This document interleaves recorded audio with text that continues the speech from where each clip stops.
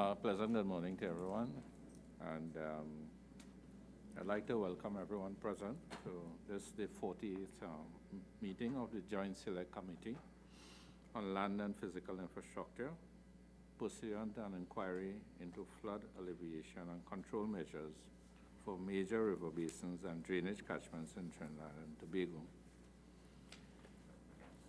Just like to remind all members and officials and all those present in the room today that to please, if you can turn off your cell phones, or if you prefer, to place them on silent or vibrate. And to inform that this hearing is being broadcast live on Parliament Channel 11, Parliament Radio 105.5 FM, and the Parliament's YouTube channel, ParlView.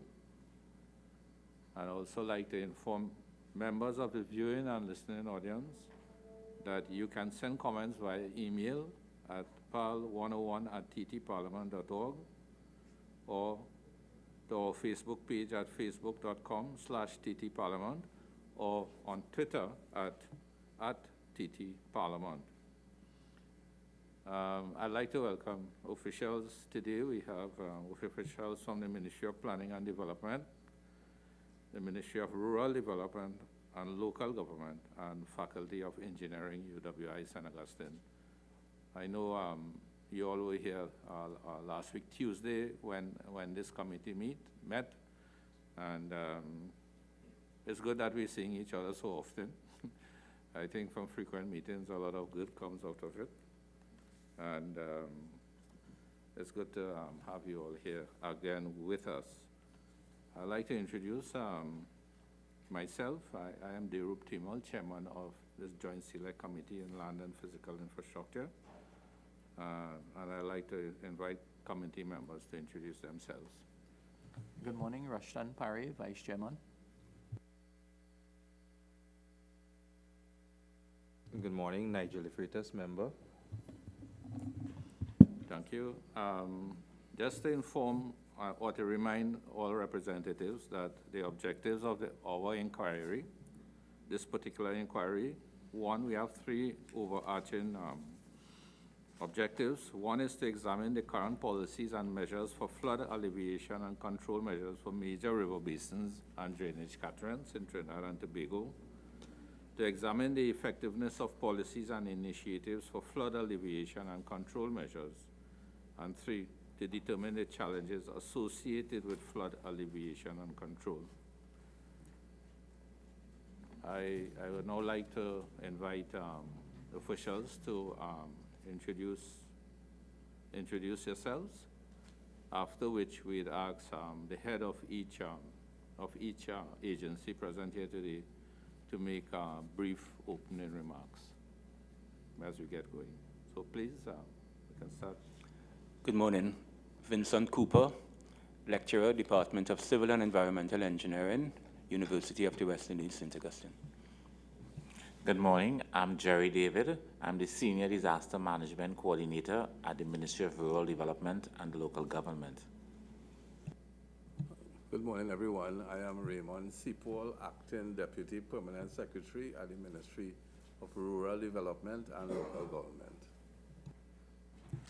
Good morning. I'm Jamil Chiri Amiral, Acting Deputy Permanent Secretary, Ministry of Rural Development and Local Government. And I just want to apologize for the absence of our Permanent Secretary, who is before another committee of the Parliament at this present time. Good morning, Mr. Chairman and members. My name is Joanne Deoraj, Permanent Secretary, Ministry of Planning and Development. Morning all. Marie Hanks, the Acting Director of Town and Country Planning Division of the Ministry of Planning and Development. Good morning, everyone. Camille Gishard, Acting Assistant Director, Town and Country Planning Division of the Ministry of Planning and Development. Morning, Ms. Asahid Shah, Technical Officer, Acting Ministry of Rural Development and Local Government. Good morning, everyone. Ansel Kirk, Assistant Coordinator, Town and Country Planning Division of the Ministry of Planning and Development. Good morning, Erica Campbell, Senior Land Use Planner in the Ministry of Planning and Development, Town and Country Planning Division. Good morning, Candice Leongu Gabriel, Research Analyst at the Environment Policy Planning Division in Ministry of Planning and Development. Good morning, David Persad, Environmental Manager, Environmental and Policy and Planning Division of the Ministry of Planning and Development. Okay, thank you all. As I mentioned before, this is your second appearance, but I'll still invite opening remarks from the respective parties. So maybe Mr. Cooper, we'll start with you.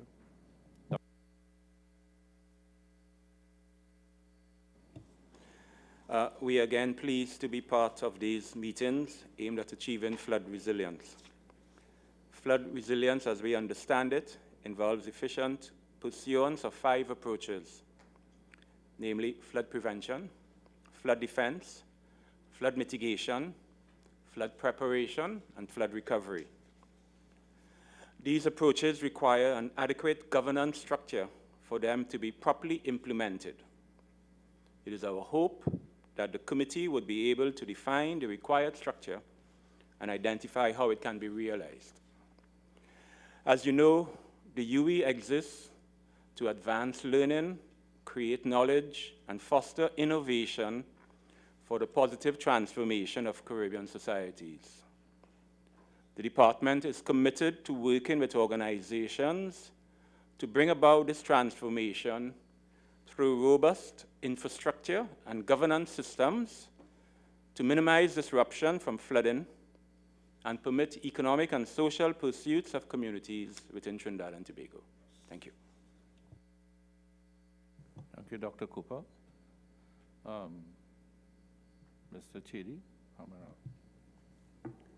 Mr. Chairman, committee members, members of the staff of the Parliament, fellow senior public officials, listening and viewing audience, members of the public gallery, members of the media, pleasant good morning. Mr. Chairman, flooding in both urban and rural areas in Trinidad is a frequent occurrence, leading to substantial loss of property, crop damage, health problems, and severe inconvenience of whole communities and the traveling public. The Ministry of Rural Development and Local Government has a statutory responsibility in accordance with the provisions of the Municipal Corporation Act 21 of 1990. These responsibilities do not include major river basins and drainage catchments, nor does it include main watercourses and drains along main roads and highways. Mr. Chairman, undertaking studies by way of engaging consultants of major river basins and drainage catchments and implementing the recommendations arising from those studies are not viewed as a core function of the Ministry of Rural Development and Local Government. However, the Ministry of Rural Development and Local Government is committed to partnering with other stakeholder agencies to support such initiatives and to implement recommendations arising from these studies in an effort to minimize the negative impact, discomfort, and inconvenience to residents. Mr. Chairman, drainage projects undertaken by the Ministry of Rural Development and Local Government, including its 14 municipal corporations, are aligned with its budgetary allocation under its recurrent and public sector investment programs. In fiscal 2020, the Ministry of Rural Development and Local Government is allocated 1.53%, more or less, of the overall national allocation under the public sector investment program for drainage works. Projects are selected by the various local government representatives, approved by council, and forwarded to the ministry for review and onward transmission to the Ministry of Finance for the requisite release of funds. In fiscal 2019, the Ministry of Rural Development and Local Government was allocated 75 million, more or less, of which 82.7% was accessed. This permitted the ministry and its 14 municipal regional corporations to construct over 20,000 meters of box drains, 4,000 meters of curb wall and slipper drains, 450 meters of box culvert crossings, and 4 bridges. This achievement will no doubt have positive impact on stormwater runoff and a reduction in the inconvenience and discomfort experienced by communities due to flood events. The Ministry of Rural Development and Local Government appears once more before this inquiry, and we reassure you that we are duty-bound to provide this committee with any and all information required to honor its mandate. We look forward to your line of questioning, and should we be unable to provide a factual, impromptu response, we crave your indulgence, Mr. Chairman, to provide same in writing within reasonable time. Thank you very much, Mr. Chairman. Thank you very much, Mr. Amiral. Mr. Devraj. Thank you, Mr. Chairman. And thank you again to you and the members for the invitation to appear before this committee. It is indeed a pleasure for the ministry to be here. At the last meeting, we emphasized the need for a coordinated and integrated approach to development. And yes, the Ministry of Planning and Development continues to position itself to be able to be one of those agencies to assist in the coordination and development of issues of national importance. We have looked at our Town and Country Planning Division, and we know that they are a serious and very important actor in the issue of orderly and progressive development of land in Trinidad and Tobago, both for urban and rural development. But equally important are the other divisions of the Ministry of Planning and Development, particularly that of the role of the Environmental Division as an environmental regulator, as well as providing policy guidance on how the environment should be developed in accordance with good national development. We look forward to the outcomes of the discussions over the next few meetings to also assist us in developing good policy as we move forward. We'd like to also note the role of the public sector investment program in promoting the issue and dealing with the issue of drainage and management of the flood alleviation in Trinidad and Tobago. We'd like to note that in fiscal 2020, the sum of $143.4 million has been provided under the public sector investment program for a number of different types of projects and to support the different ministries and agencies, including the Ministry of Works and Transport, the Ministry of Rural Development and Local Government, and the Tobago House of Assembly, and the Ministry of Agriculture, Lands and Fisheries. And we can ventilate a little more on the types of projects that we are supporting. The Ministry of Planning and Development is also looking at how some of the important studies on the environment has been financed under the National Development Plan, Vision 2030, as well as under the Public Sector Investment Program. And we can discuss that further. Thank you, Mr. Chairman. Thank you very much, Mr. Devraj. Member De Freitas. Good morning again, and welcome back to those that were here on the last occasion, and welcome to those who are here for the first time. Just as a brief recount, on the last occasion we heard that, to our surprise, that the Town and Country Planning Division was not entirely responsible for enforcement regarding illegal building and infrastructures, which by and large is one of the contributors to the flooding problem that we have in Trinidad and Tobago. So I think the question that I want to start with this morning is to Town and Country Planning. One, is this true? And could you explain again, just for the benefit of those who are now listening for the first time and did not listen the last time, exactly how does it work in relation to the enforcement when someone builds illegally and it has an impact on river courses and therefore flooding in Trinidad and Tobago? Thank you for that question. Allow me to explain and so that we can discuss further. So you were quite correct in your summary that it is not only the Town and Country Planning Division that has a role to play in enforcement, and I think we established that the last time that we were here. But let me give you an appreciation of the process, what would actually happen. So someone has built, and you are making specific reference to the kind of illegal structures that would negatively impact upon flooding. You also drew the example of possibly riverbanks or maybe even along a drainage causeway. Most times, those would be lands that belong to the state under the jurisdiction of the Commissioner of State Lands. It is my assumption, if there are private lands, that the owners would be taking responsibility for somebody who is illegally constructed. And note well, I say illegally constructed, because if you were to apply our standards, they would not have gotten an approval to build in such an inappropriate place. So the assumption is that it is an illegal structure. It is fair to also assume that the lands belong to the state lands. Then it becomes the responsibility of the Commissioner of State Lands to work together with us and with the local government agencies to see how best to enforce and to stop and remove that structure.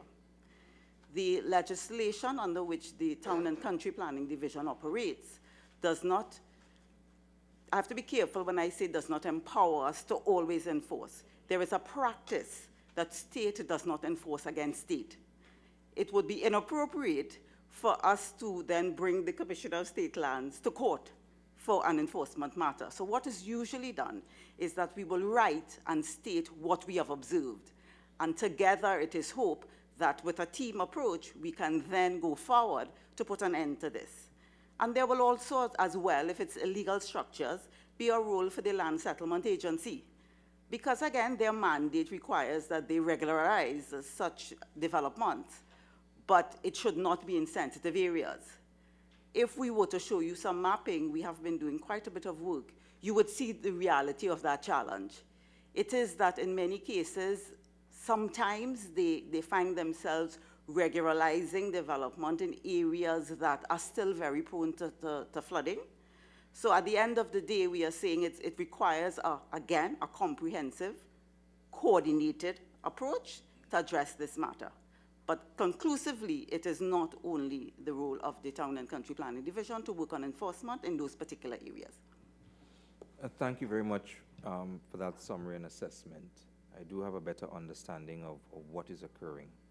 Here's the problem. So flooding is occurring, and we are identifying an issue that contributes to that. It's not the only issue, there are other issues. But the other issues, I don't want to say are easier to solve, but there's a clearer pathway to solving them. Education in relation to dumping,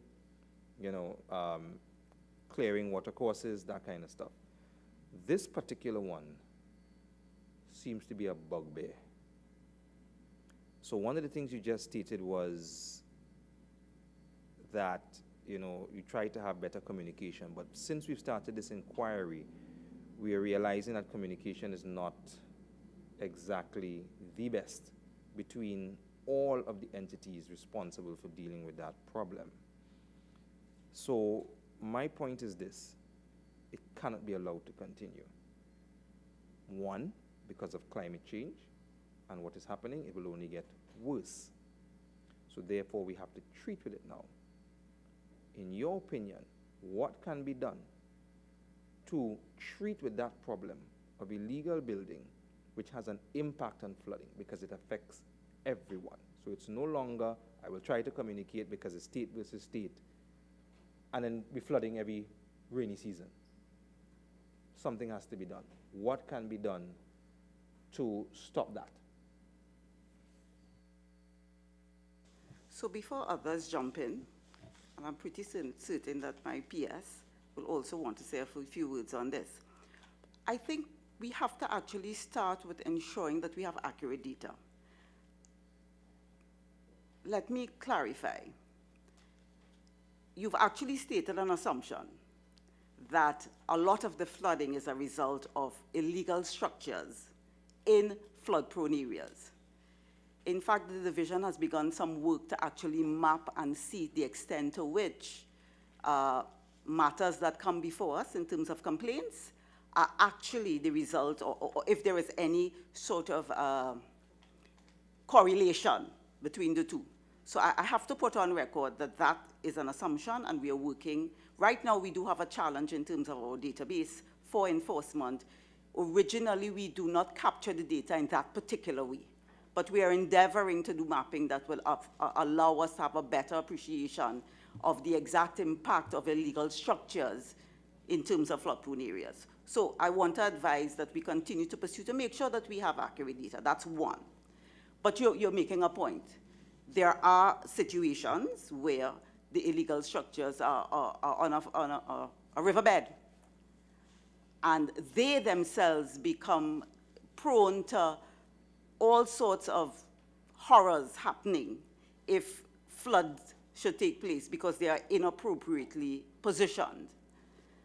Beyond what we have already attempted to do in terms of communicating, we are going again in terms of our policy role to pull the relevant agencies together and to explore the extent to which is it perhaps that your legislation, I'm talking about all of the agencies, does not sufficiently empower you to get the job done? Is it perhaps that you do not have the kind of resources necessary to get the job done?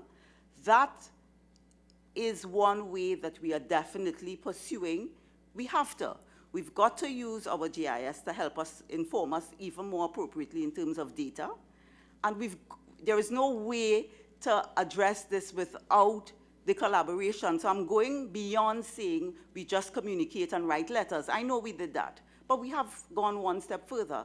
In fact, in one particular case, I don't want to mention the area to prejudice what has been happening, but a number of agencies, we are about to have our second discussion on it tomorrow, please God. We are actually saying if perchance we have approved development, so I'm not even talking about the illegal things only, because in some cases we have approved development and due to climate changes, that area is now prone to flooding. So at the time we approved it, there was not an issue, but it is not yet implemented. So then, what do? So the regional corporation, the EMA, the Ministry of Works, Drainage Division to be specific, and the Town and Country Planning Division have been meeting to discuss how do we address such very real scenarios. So we've gone beyond writing letters. And in my opinion, what can we do? We've got to continue to work with our agencies and see where the gaps are. And then we could approach those at a higher level. It may require additional legislation. It may also require additional implementation of different things to make it happen. So for now, those are my thoughts. Others may choose to contribute as well. Before anybody else contributes, let me just say this. This is the third meeting we've had in relation to this inquiry. And there are 3 separate entities talking about mapping towards the exact same end result. Ministry of Works is doing a GIS map of Trinidad and Tobago and all the water courses. Ministry of Public Utilities, and now I'm hearing Town and Country Planning. That tells me something is gravely wrong, because there's duplication of information. So, because you just indicated that, you know, the information that you get will allow you to know where people are built and who are flooded. That is being done, and each one is at a different stage. Ministry of Works is looking for data to do the GIS mapping. Ministry of Public Utilities has the data and are ready to put out the map. You all are trying to get the data, and floods are still happening. And the reason I can assume that illegal building is part of the problem, it's not the only problem. We discovered that. That's why we're having this inquiry. Dumping is a major problem. But what I said was, we can educate the public and reduce the dumping. What I'm now hearing is that enforcement is invested in various agencies and it's not getting done. You just indicated you don't have the data. You can't tell how many people are illegally building and what impact it has. So therefore it can't be dealt with. And what I'm trying to say is climate change is happening, the flooding is getting worse, and we're still trying to figure out the data. Because at the end of the day, the people whose houses are flooding, they don't want to hear that. They want to hear that there's a solution in the works, and the mapping is just one part of it. That's why I'm saying that. It's not an assumption at all. Does anybody else have an answer? Just thank you, member, for those comments. And we certainly understand the position that you're taking. Now, each one of our agencies And I'm speaking from the point of view of the interagency cooperation that we have been working with for a number of years. So yes, town and country planning, it does have a GIS system, but so does public utilities and drainage, etc. But each of the entities are doing different types of data collection. Now, in our case, we have maps of all the built development in Trinidad and Tobago, and we've been overlaying those maps with where are the high risk, the high density challenges for flooding. So that is data that is found in Ministry of Drainage. So we are overlaying those with where we've also had unregulated development, which is particularly with the land settlement agencies. So that type of data has been overlaid in terms of looking at an integrated approach. Many times we have the data in front of us telling us that development is taking place in areas that we would not have recommended. So I want to be able to deconstruct the enforcement issues a little bit. Now, Ministry of Planning and Development would deal with enforcement, and our Section 16 of the Town and Country Planning Act is very specific about unplanned development. But when an unauthorized development, when an application comes into the Town and Country Planning Division for a building, whether it is a simple house or a complex development, there are two different areas, and Ms. Hines could always verify some more.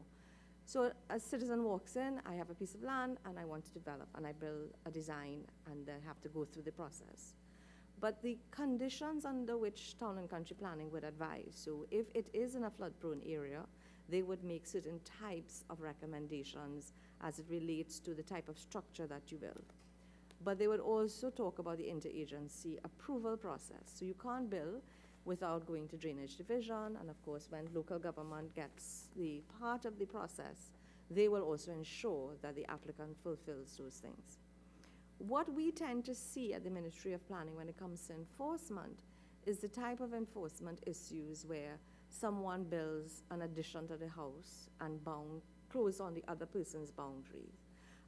Somebody builds against a wall, or they do not adhere to the setback arrangements that we have outlined.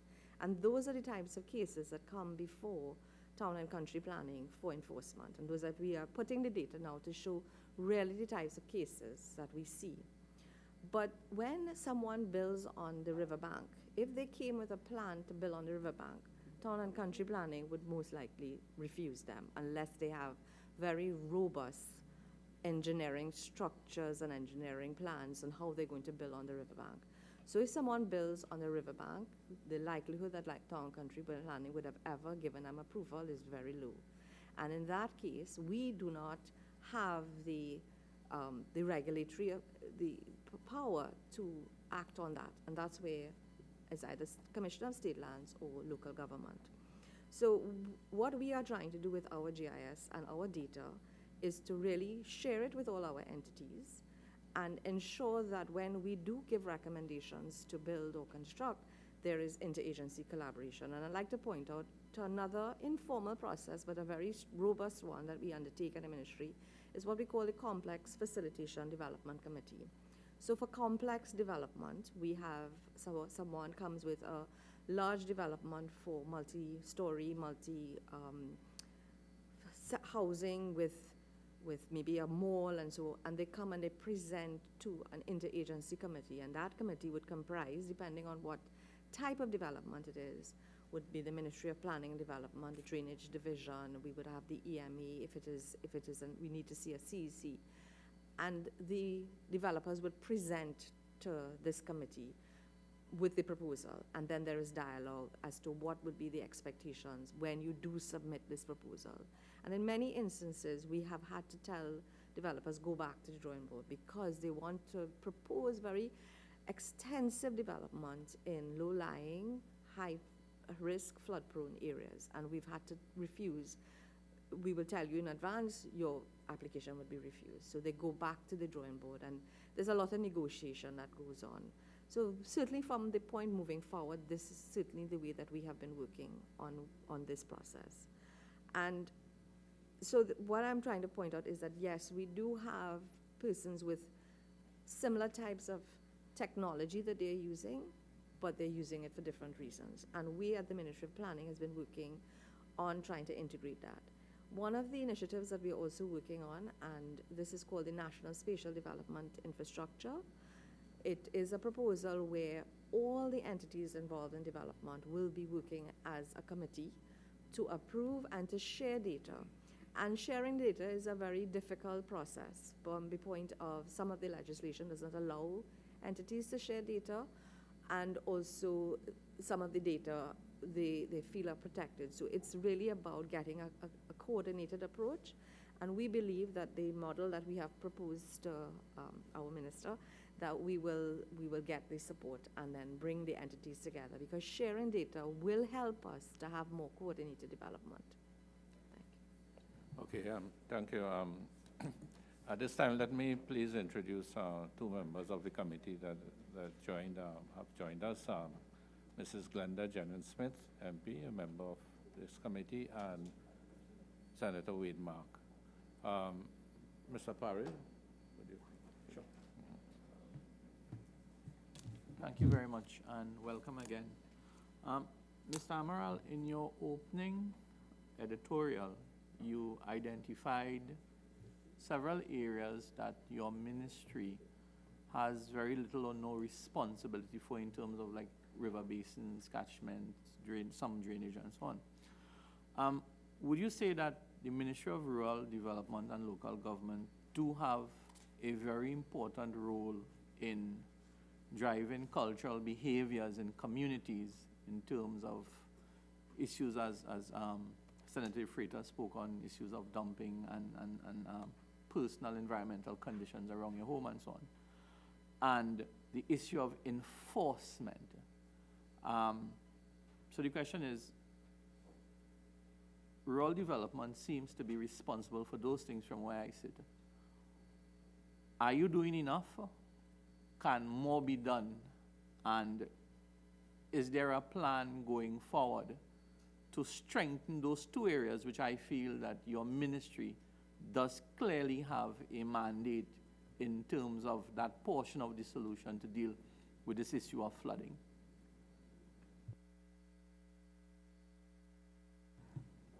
Mr. Chairman, the response to the first part of the question is yes. The second part of the question with respect to enforcement. Mr. Chairman, it is not everybody in leadership and decision-making position want to take the necessary and harsh decisions for the greater good of the greater number of people. And I say this, Mr. Chairman, because of the fact that the corporations, while we see the corporations have authority and responsibility with respect to enforcement, we need to understand the structure and how decisions are made at the level of the corporation for the administration to implement. So you would find there are unauthorized structures and there are unauthorized laying out of lands into building lots for the purpose of development. These, in fact, to the best of my knowledge, is in contravention and infringement of the law, because structure and building is clearly defined in the law.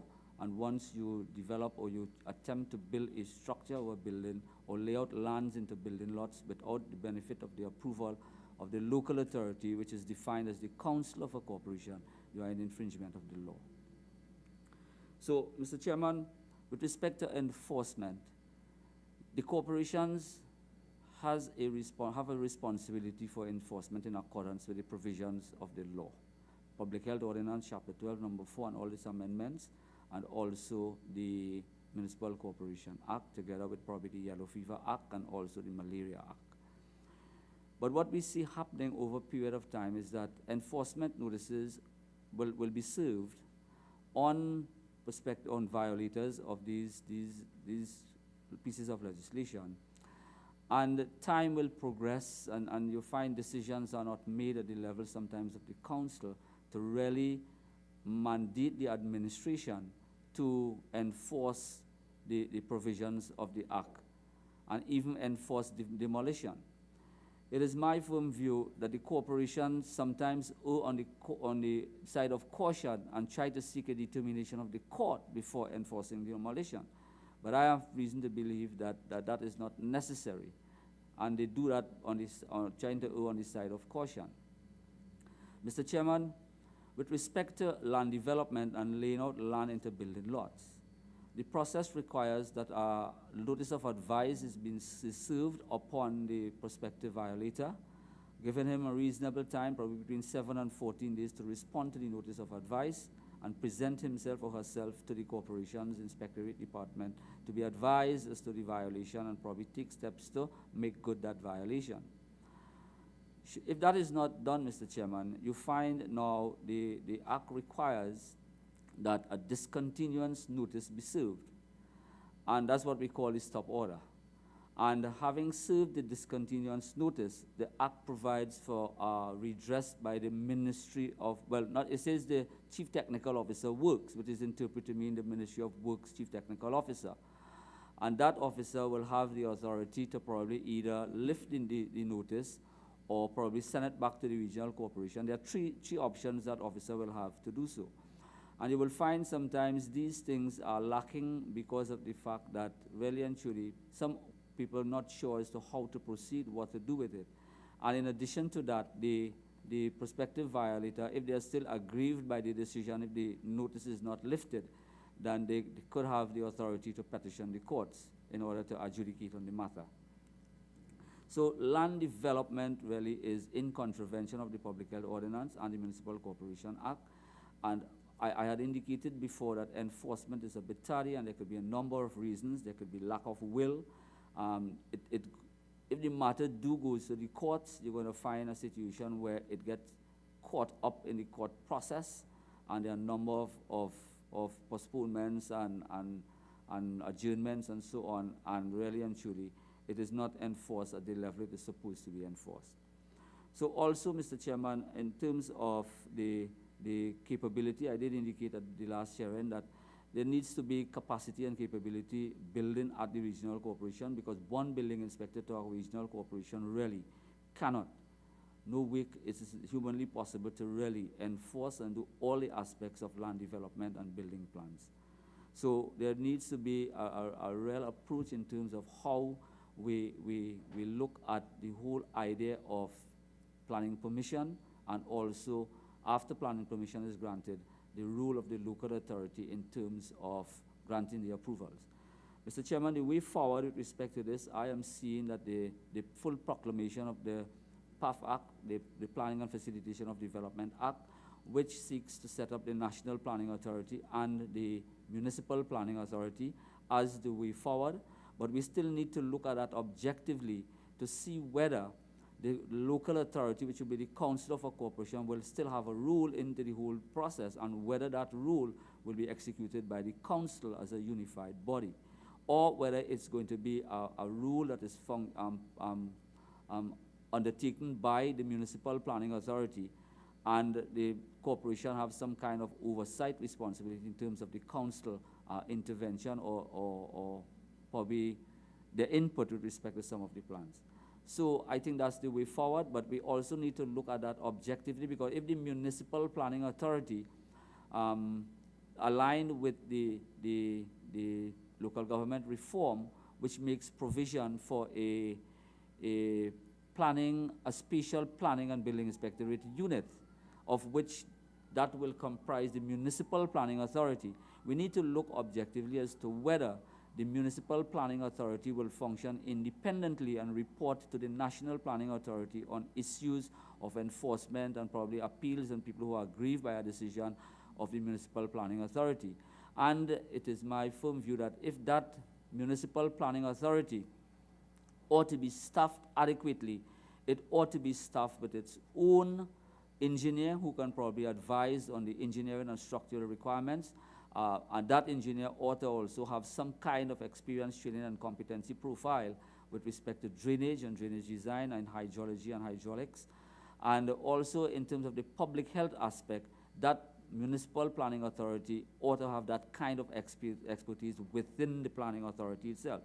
If these matters have to go to the corporation's engineer, which would have basically his normal responsibility with recreation grounds and roads and drainage construction and his pavilions and all the other aspects, I think we really need to look back at that and see if that is the way or the best way to expedite approval and expedite enforcement with respect to unauthorized development of land, Mr. Chairman. Mr. Amaral, in your experience, I know you would have been a CEO for many years at several corporations. Do you think that councils are well-tooled and technically trained to be a decision-making body in granting approvals for buildings and land development and so on? And if not, or if so, do they act as a hindrance in the process if they are not well-tooled and skilled to do that, in your experience?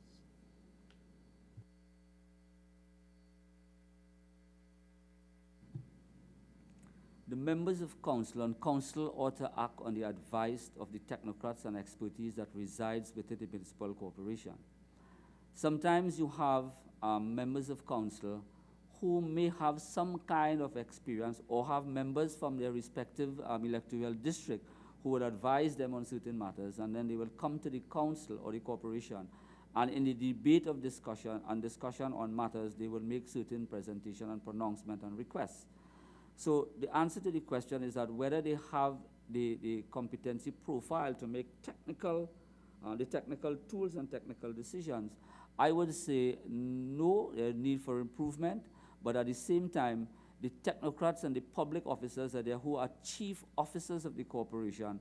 They are quite competent and they have the expertise, and they should act on the advice of the council should act on the advice of these expertise. However, when the element of mistrust steps in that relationship, you will find a situation where the recommendations that will go from the technocrats and the expertise of the corporation to the council for adjudication and decision, you find they question that when that element of mistrust takes place.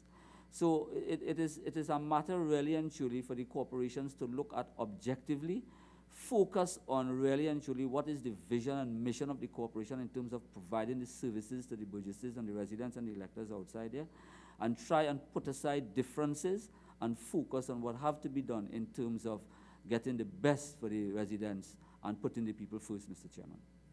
Just lastly on this, before I allow one of my colleagues to continue, would you say going forward that in whatever manifestation that new legislation would be bring in terms of that approval process at the local government level, do you think it is wise that we continue to have these councils be the final arbitrator in terms of granting these permissions, or do you think it should really sit with the technical officers, the public servants, who are there to really guide the process along in terms of, making sure we adhere to all these global standards, world standards, and so on, and take that responsibility away from councils? Mr. Chairman, I would want to agree with your contribution in that the decision should not really lie at the level of the council of the corporation. Under the present system of local government, there are corporations that function presently where the decisions are made by the technocrats, signed off by the CEO, and a report goes to the council just for their information.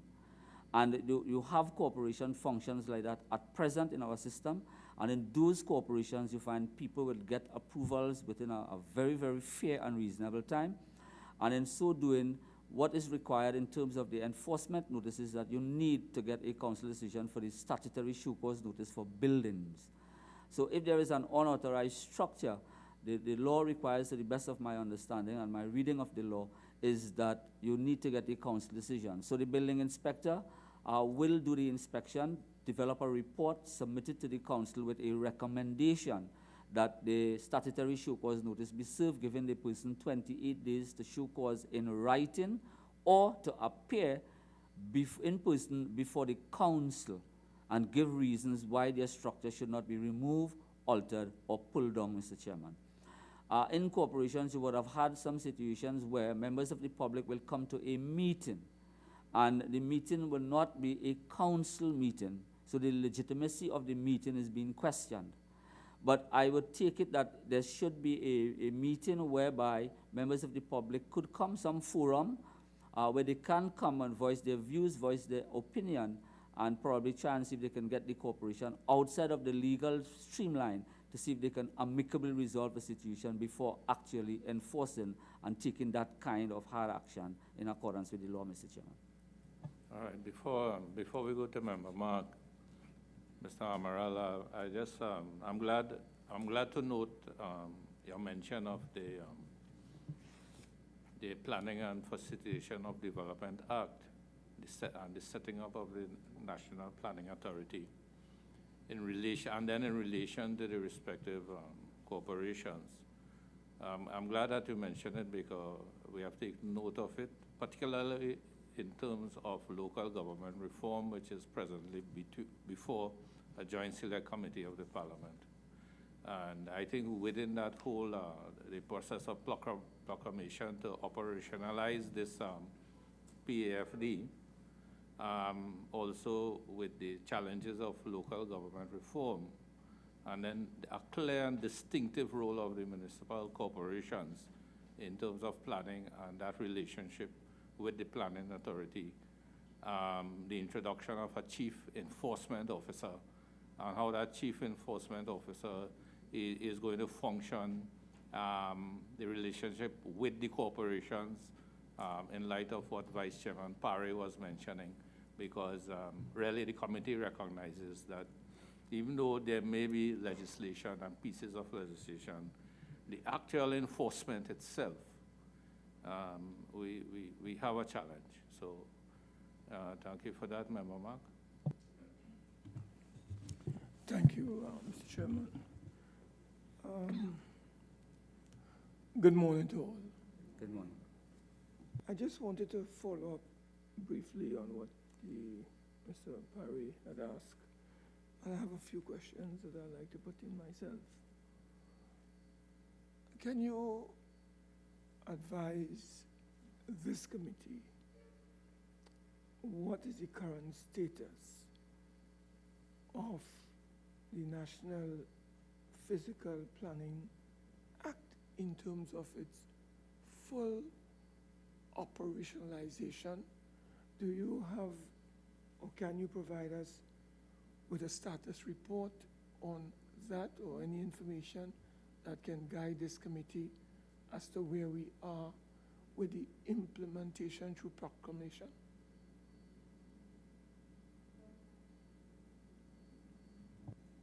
Thank you, Member.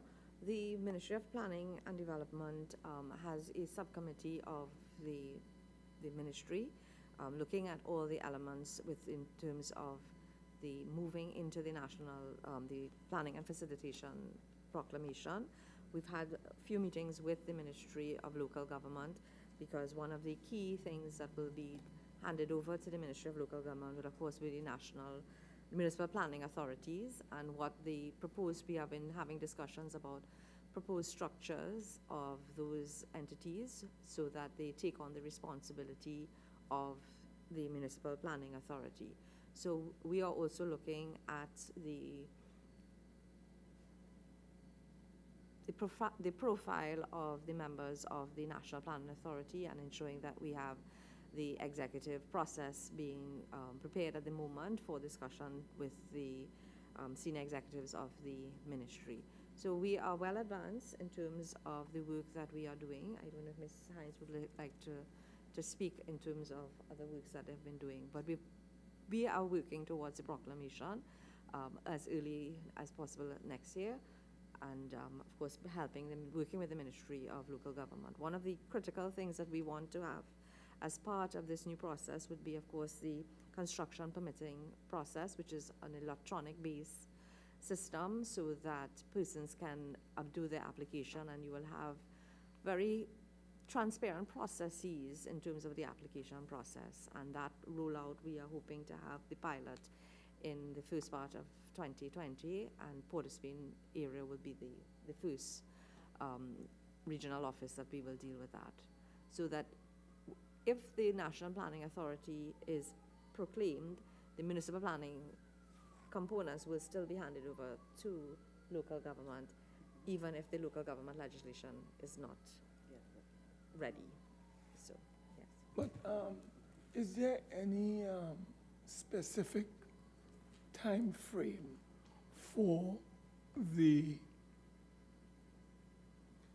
implementation and operationalization of this act in the context of the National Physical Planning Authority, or are we just speculating and it could take maybe beyond next year? Is there any specific time frame? Well, readiness is always the issue in terms of proclamation, and that is what we are working towards, really making sure that the entities are ready. We have been working very aggressively at the Ministry of Planning and Development to achieve that. And of course, until that is done, we cannot give a specific date. We will have to be able to advise on that. But we would have liked to have already been in a state of readiness to see to proclaim. Can you advise this committee whether the accompanying regulations to give effect to the operationalization of this piece of legislation, do you know if those regulations have been developed? Yeah, can we submit this in writing for you in all the details of the process? We Yes. appreciate that. I just wanted to ask you about this automation of what you described as the construction permitting system. You said that you have a pilot that is going to roll out sometime next year, and that Port of Spain will be the location for this experiment and this rolling out. Is that so? Yeah. So about 18 months ago, the Ministry of Planning and Development entered into a contractual arrangement with Crimson Logic through a competitive tenders process. The funding came under the loan for the single electronic window, which was intended to improve the ease of doing business in Trinidad and Tobago. Now, one of the key indicators for our ease of doing business is where we rank in terms of permitting of construction, and we do very badly in that area. We are in over the 100 and I think 40-something member in terms of poor performance. So we have been really trying to deal with the construction permitting process. So the Crimson Logic has been working with the Ministry of Planning and Development, as well as several of all the entities that are involved in the approval process for construction. That software and that development is not just about inputting data, but it's also about training and retraining people to go out and collect data. It's about digitizing of records. So we've digitized records of over 51,000 records from between 2017 to 19, or 2000 to 2017 data. That's 51,000 records on the Port of Spain. Now, when I say Port of Spain, it's not just the Port of Spain, it's about all the entities that fall within the Port of Spain office of the Town and Country, which includes some in Central, part of County Caroni. So what we are hoping to do, we actually have it in our agenda for January to start the first pilot.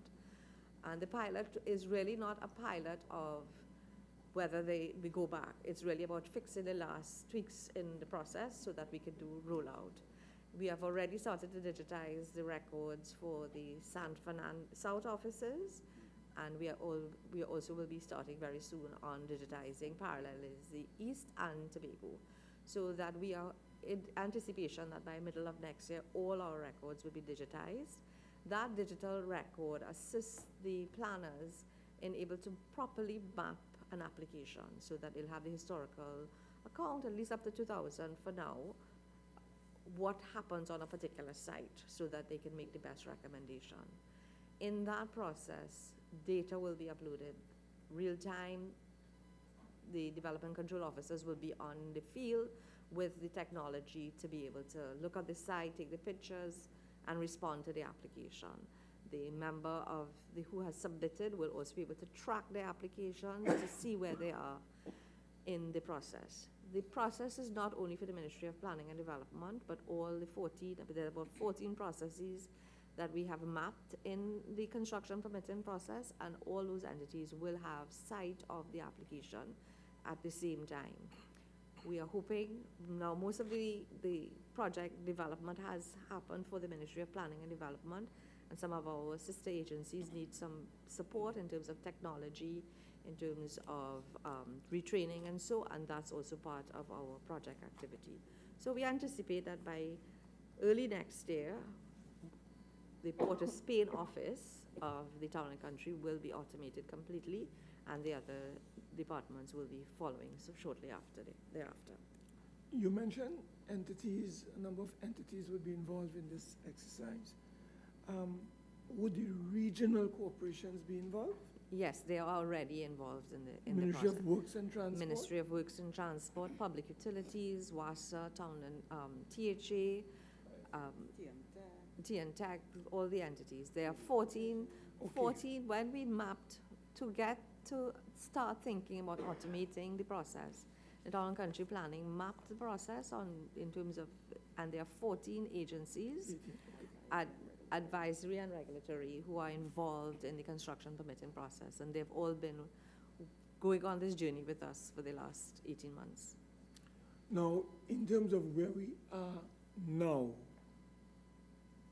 as it relates to approvals for construction of buildings, as you said, we are doing very badly on that item, the ease of doing business. How, and can you give us an example of what is anticipated with this new construction permitting system as it relates to the provision of timely approvals? Yes. Is it going to be 10 days? Right now it might be 140-something days. I'm not too sure. But if you can give us an appreciation, the current reality is X number of days on average. Yes. With this new system that we are seeking to implement, where are we going to end up in terms of getting timely approvals from the entities that are going to be controlling this process? Mr. Judge, I'll just intervene at this stage because I think Member Mark, in terms of the emphasis on the approvals and where we are in the implementation of the systems, if maybe, because we are also constricted by time, if your ministry could probably provide the committee, with a sort of status report that would give in more detail than you could probably just give us in a couple of minutes here, the responses to Member Mark's question. Yes, Mr. Chairman, we'd be happy to provide that data to you. Okay. Mr. Chairman, I just want to ask one final question before I allow someone else. Town and Country Planning, you indicated in your submission, cannot conclusively determine areas that are prone to flooding as a result of what is called unplanned development. You went on further to state that this would necessitate a nationwide study to be executed. However, Town and Country Planning is guided by flood hazard maps, as you said, highlighting areas that are susceptible to flooding. The question I want to put to you is this: Is consideration being given to this nationwide study to determine the areas that are prone to flooding in Trinidad and Tobago? Is such a study being considered by the Town and Country Planning Division? Thank you for the question. But what we do have is not that we're not considering. I don't think that how it's being considered as a nationwide study. We have quite a bit of data that exists already. So we have data from the Office of the Disaster Preparedness, and they will tell you all the flood-prone areas. We have already existing maps as it talks about approved areas for land development, where the high risk in terms of building, and then we overlay that with what the type of planning approval that has already been distributed. We also have continuous, what we call review of land use, that the town and country planning does based on a number of types of data. So they go out in the field and they always collect changes, because communities change the use of an area. So an area that might have been commercial, not resident, agriculture, because persons will put up a house and then they start to build a number of things, you'll have to go back to the site, and then it was originally agreed as agriculture, and then you'll have to give it as commercial. So what we do have is coverage in terms of state land. We have coverage in terms of where the high-risk areas. What we are proposing to do is to have all those entities around the table to talk about an integrated approach to how we are going to deal with land, with flooding. But it's not only just about flooding, it's just also about all the other aspects that may contribute to flooding. And there are things like deforestation, there are things like settlements, informal settlements, what was commonly referred as quarter settlements, was informal settlements, how you deal with that, and how do you take those unregulated developments into some sort of national development plan so that you do not have the level of incidents that we have now. But when you talk about us, we have not put forward that sort of study, because there's been a lot of other studies that are influencing or work that is already going on the ground. But do you think there's a need? Yes, to and pull that all those studies together? Yes. So that we can have a comprehensive. Certainly, and I think last time the chairman did recommend that, and actually since then we have reached out to all our sister agencies and proposed that meeting for very, very early in January 2020. And may I also ask, Mr. Chairman, through you, how often are flood hazard maps updated? Is it done every 1 year, every 3 years, every 5 years, every 10 years? What is the frequency, regularity, and the time period that you update your flood hazard maps? That really would be the Office of the Disaster Preparedness or the Ministry of Works. But the last map that we have is November 2019. So I think it is part of the continuous process, because if something happens, and this will also link to other types of issues, whether you have an issue tied to climate change, or because there are areas that may not have had the propensity to flood, and it has now flooded because of high rainfall or other kinds of damage to the environment, and that's mapped on a regular basis.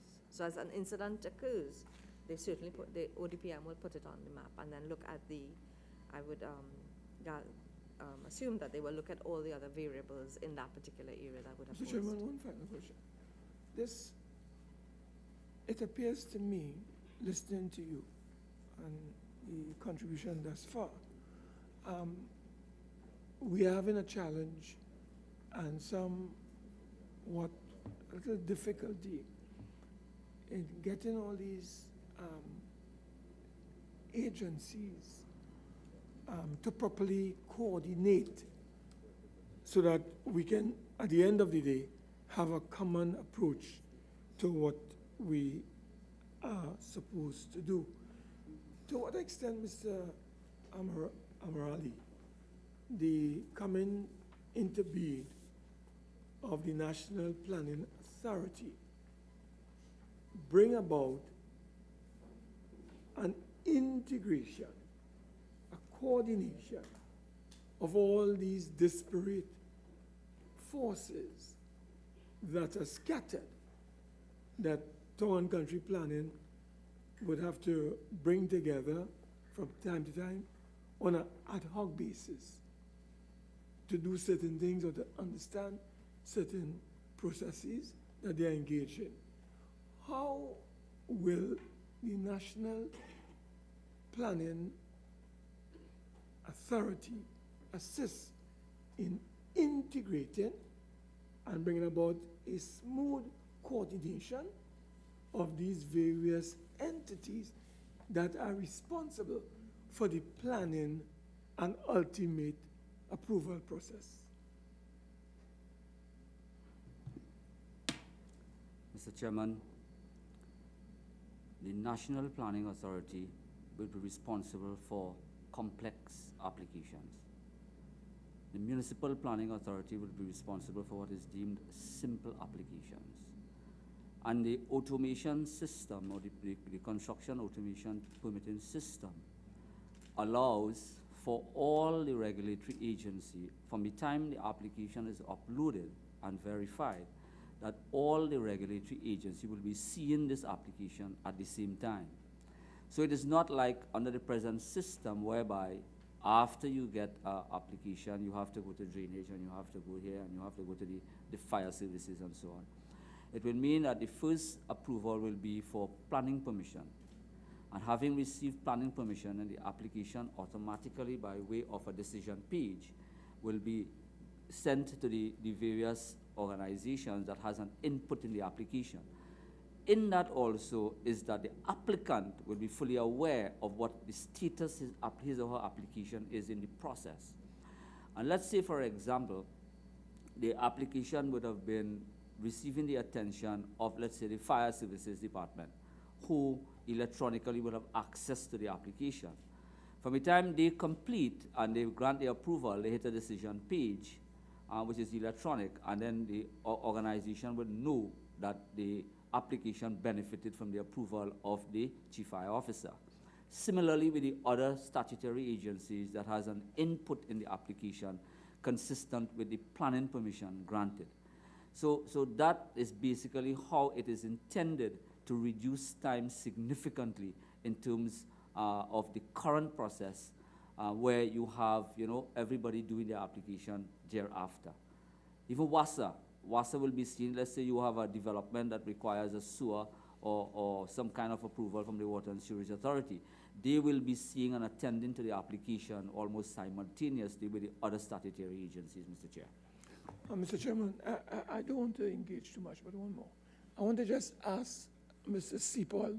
Mr. Seapol, the municipal planning process dealing with simple development approvals or plans that are to be approved, right? In terms of the technical and resource readiness of those bodies within the regional bodies, corporation, municipality, borough, how far are we? Are we in a state of readiness as we make that transition from where we are to where we want to be? Thanks, member. If I have to respond in one word to your question, that word will be no, but we are getting there. PS and the Ministry of Planning and Development has indicated that the establishment of the municipal as well as the national planning agencies is a collaborative effort between Ministry of Planning and Development as well as the Ministry of Rural Development and local government. What is taking place right now is an exercise to ensure that there is readiness. Readiness takes place on different fronts. For example, to ensure that the automating of the process is fully implemented at the regional corporations. The resourcing in terms of HR at these municipal corporations is another critical exercise, and I believe this is what you're asking. One of the areas that the ministry is focusing on right now, as well as the Ministry of Planning and Development, is to ensure that the HR skills required in this process is transferred to the personnel at the respective municipal corporations. We are also focus on getting additional skills, additional positions to outfit these corporations at the present time. PS Diraj will have indicated that a pilot exercise is due to begin at the Port of Spain City Corporation early in 2020.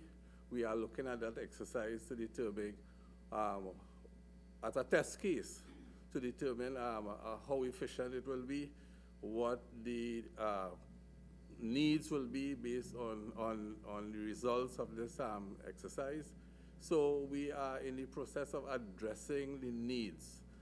My colleague will have indicated that at present there is basically one building inspector assigned to each municipal corporation. Maybe there are exceptions in the cities and in the boroughs, but this definitely cannot work. One officer cannot effectively address this area of the building process, and in partnership with the Ministry of Planning and Development, we are working out the needs to determine how best we can staff the corporations when these agencies are established. Okay, Member General Smith.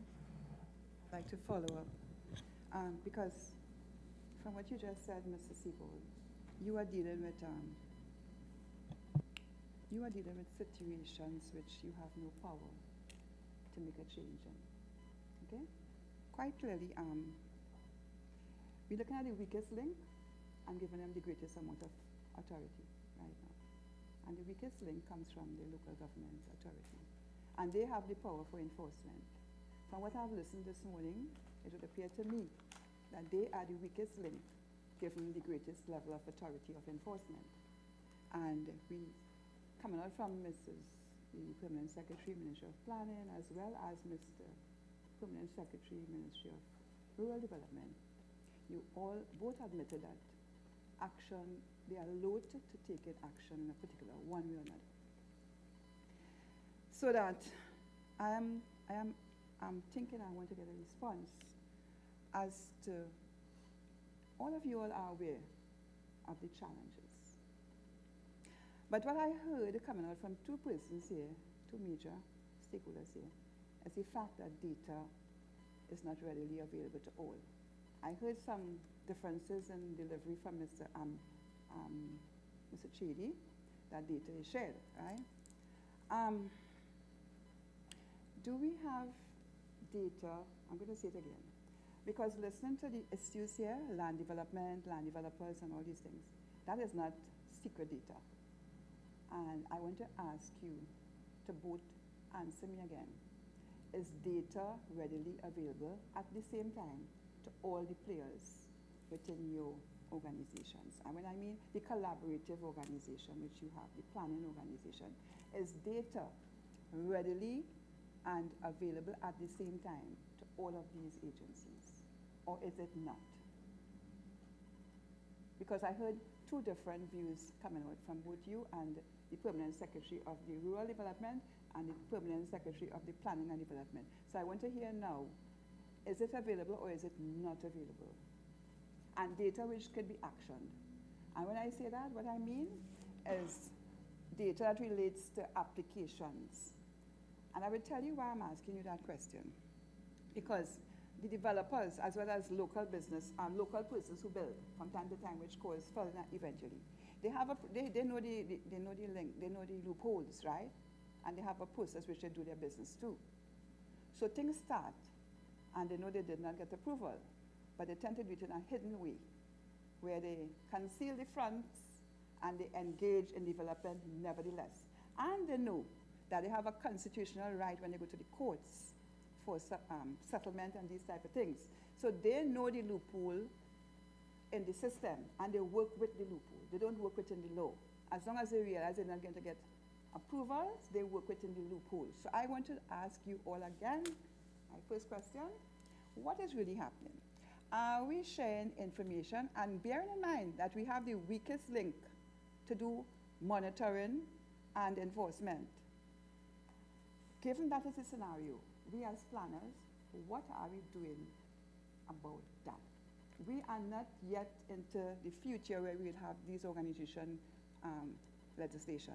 What are we doing now to make a difference? And I wanted two persons to answer me because I really want to be clear on what really is data to you all and what is being shared. Yes, thank you, Member. I'll try to give a shot at the Very answer. short, yeah. No, I will try to answer as comprehensively as possible based on what you were saying. So I'm hearing a number of things, whether we have the data on applications. I think, yes, we can tell you how many applications come into town and country planning, by the regions, how many were refused, and in each application, So be shorter. So like all the applications that were refused, right? Yes. Is it shared instantly with the other players? At this time, no, because if your application is refused, because it starts here, your application comes into town and country planning, and it's with regional corporation, so that if there is no approval, then regional corporation knows that this person did not get, and why did they not get the approval. So there's a record of why that happens. Now, if we have someone developing, even though they got refusal and they're developing, then there is an enforcement mechanism that can be taken, which is what the regional corporation can do.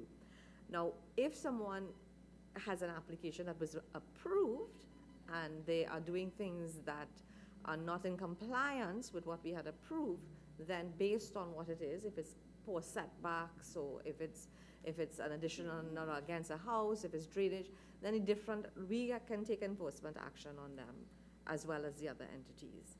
So at this point in time, you don't get that shared database, which we are hoping to get with which is intended to get under the construction permitting process. The construction permitted process will see all applications coming in to the town and country planning at this point, and then to the municipal planning authorities in the future. When that happens, all entities, which would be WASA, fire services, local government, all the entities who are involved in the approval process will see the application, and they will see the different stages of the application. So if the application at the first point is refused, all the other actors in the process will see. So within your ministry, Ministry of Planning and Development, do you have a policing agency? And when I say policing agency, or a section within the ministry to monitor and to guide enforcement? Right, so we do have an enforcement unit in the Ministry of Planning and Development under the Town and Country Planning Division, which does just that. They do the enforcement against persons who we have had complaints. They go out in the field, they gather the information, and they build the recommendation to enforce. Ms. Deiraj, if I may, member, yes, and we can provide that. Yeah, sorry.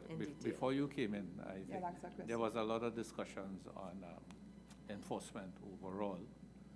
And I'm coming to a final question. A lot of questions on the approvals as well. So, no, Mr. Chairman, I'm coming to a final question. Sure. I want to get her information before I conclude. Please. So, so since you said that, so are you admitting that enforcement process or that section is not adequately meeting because the problem still exists? So are you now suggesting that legislation might be the way to go? Well, I don't know if we have. So could you answer the first question first? Okay, so are you convinced now that enforcement unit is not giving us the desired outcome? No, I don't agree with that statement, because based on how we have enforcement, we have a process that takes you to court, and we have more than 100 cases in the court at the moment.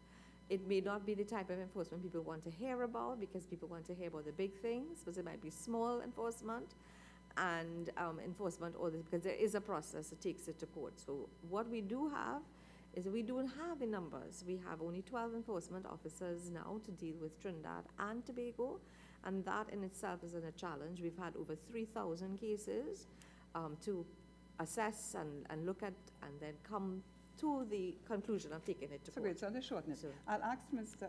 The PS Rural Development. So therefore, when it is recommended that there are problems with this, whether it's a building or it's a development, and there's a problem, right? Prevention is always better than dealing with the after effect. Do you see within your ministry what you can do differently now to prevent the continuation? Because you do have a municipal police department now within the regional corporations, and you have a lot more added on to your strength. What new initiative have you engaged to properly and effectively utilize the municipal police officers who are within your confines to ensure that we prevent? Because simply patrolling, checking, monitoring, people will know you are looking at them and they would stop. Tell me what new you have done since the engagement of additional municipal police to your division. Mr. Chairman, I just permit me please to deal with the issue of data, and then I will probably come back to the issue of the municipal police. Mr. Chairman, a well-designed asset management system with a comprehensive database can provide information for the life cycle of an asset. Well-trained personnel are needed to provide the technical and other support needed to design, develop, and manage the GIS and to provide analysis support to users. Having said that, Mr. Chairman, I just want to indicate that the corporations themselves do not have capacity to deal with GIS and GIS mapping and GIS spatial data collection and mapping and overlays and so on. If the data we are speaking about is basically on applications and internal data with respect to the process of the applications, I can say comfortably that all corporations would be in a position to provide that data. And they can, in fact, share data if it is necessary among corporations. Mr. Chairman, the local area and regional planning and development unit has been working alongside the senior disaster coordinator in collecting information from the disaster management units within the municipal corporations. They collect the data to assist with the issue of flooding. And I can probably feel comfortable to say that within the last probably 3 flooding, 2017, 2018, based on the information received from the regional corporation by way of Excel information, not necessarily GIS, the GIS officer at the ministry would have properly mapped those flooding for those flood events in 2018, I believe it's 2017 also. With respect to, Mr. Chairman, the municipal police, by virtue of the position they hold as municipal police, each municipal police officer is in fact a litter warden and can in fact issue cleanup orders and take action with respect to people who are engaged in illegal dumping. And also I have seen situations where recently a municipal corporation would have taken before the court somebody with respect to the breach of the Litter Act, and judgment was given against the officer. So the initiative that we are using at the ministry with respect to municipal police, one is to ensure that they understand their role in addition to policing issues, to that of enforcement of the Litter Act, and also the corporation themselves will take the necessary steps at the level of the council to take action if it is necessary with respect to cleanup orders and there are next some other orders that are issued. So you're not answering my question. I'm asking a simple question. You have recently been given additional manpower resources, right? I'm simply asking you, as the permanent secretary, deputy permanent secretary in the rural development, right? What additional function have you aligned with respect to the role and functions of the municipal police to assist you? Because we talk about shortage of manpower and human resources. But certainly I identified 2 things for you: monitoring, patrolling, right? And checking before things actually happen. You have information early that these particular issues were not approved or they have problems. But what happens between they have problems, say, being going to the court, a whole development takes place, and it becomes difficult at the level of the court. You talk about settlement and things like that. But you have in your hand an additional amount of officers, which you can also use for monitoring and preventing things from happening. I'm asking you, as the Deputy Permanent Secretary, what have you done to ensure that they are utilized more effectively, so that you have more manpower at your hand? What did you do with the coming of, within recent time, 3 months ago, of these additional persons? What have you done to improve the situation with respect to having them engaged in activities that would help to alleviate persons breaking the law? Simply that. Mr. Amaral, before you answer, would you be able to provide the committee with a response to that in writing with particular details? Mr. Chairman, I just have one sentence. I would ask if he even made an attempt to do something. Simply, I want to know, have you thought about it? Did you do it? Did you engage a conversation with his staff? What have you done? Because this is something we have brought on municipal officers, and those are some of their functions. We have a police service, and we have a municipal to deal with municipal issues. I want to know, did you think about that as a PS, as a deputy PS? Okay, Mr. Amaral, yeah, briefly, because if you could, and in addition, could you also, in terms of a more detailed response in writing, because we want to bring the discussion specifically back to the flooding, and I really want to. The time is getting a bit short, and I know Dr. Cooper is probably wondering why he's here. So we'd like to bring him into the conversation when you give your response. I just want to get, Mr. Chairman, I want to get just one sentence from him. One sentence. Chairman, that question could be better answered if I redirect to the Deputy Permanent Secretary, Mr. Sipol, as he might be the officer at the ministry who is responsible for municipal police. Yeah, please. Thank you, member. And, Mr. Chairman, the point being raised by the member is a very, very valid one, especially because of the prevailing situations that take place throughout the country. What I can say is that the ministry provides an oversight role. The head of the Municipal Police Service, the Assistant Commissioner of Police, is actually based at the Ministry of Rural Development and Local Government. What has been advised is that with the additional workforce as far as the municipal police officers are concerned that are being deployed at the various municipal corporations, they can assist in surveillance of areas that may be subject to illegal developments, and they can work closely with the building inspectorate to take necessary prohibitive action. However, we have to understand that the municipal corporations are themselves entities that are independent, and they are responsible for making decisions. But yes, our ACP is aware of the assistance that the additional police force can provide in addressing these concerns. Last question. So basically, you understand that? Yes. Have you made any intervention to allow him to be empowered to do the same, as well as intervention to equip him with the information that you also receive from the Ministry of Planning, where we have applications being denied? Have you engaged that thought? Mr. Chairman, at this point in time, I cannot say that that conversation has taken place. But again, it is something that can be considered, and we can engage in interacting with the various agencies responsible. Okay, thank you, Member. Dr. Cooper. The committee has been going through the response from the university, and there are some very telling remarks and recommendations.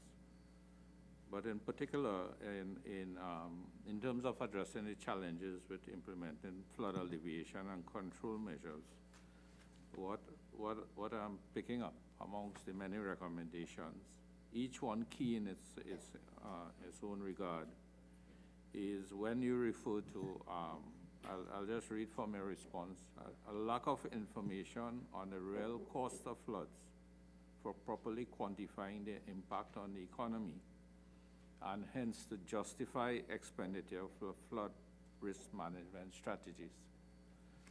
And then you go on to say possible obstacles.